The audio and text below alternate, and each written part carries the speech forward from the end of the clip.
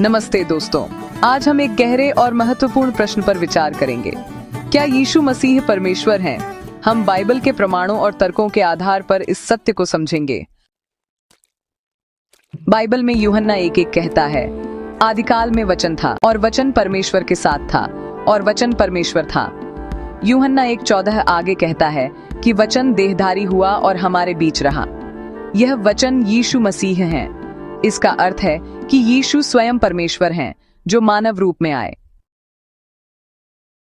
यीशु ने स्वयं कहा यूहन्ना 10:30 में, मैं और मेरा पिता एक हैं। यहाँ यीशु अपनी परमेश्वरीय प्रकृति की घोषणा करते हैं कि वह और पिता एकता में एक साथ है। तर्क की दृष्टि से केवल परमेश्वर ही ऐसी बात कह सकता है।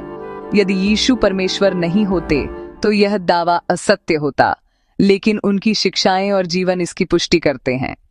मरकुस 2:5-7 में यीशु एक लकवाग्रस्त व्यक्ति के पाप क्षमा करते हैं। वहां उपस्थित लोग आश्चर्य करते हैं क्योंकि पाप क्षमा करने का अधिकार केवल परमेश्वर को है। यीशु ने यह कार्य करके अपनी दैवीय सत्ता को प्रमाणित किया। तर्क से कोई साधारण मनुष्य पाप क्षमा नहीं कर सकता।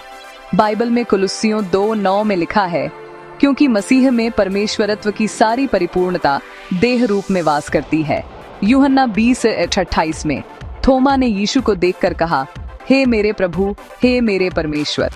यहाँ थोमा स्पष्ट रूप से यीशु को परमेश्वर कहकर पुकारता है। इब्रानियों 1:8 में परमेश्वर स्वयं पुत्र के विषय में कहता है, तेरा सिंहासन हे परमेश्वर युगानुयुग रहेगा।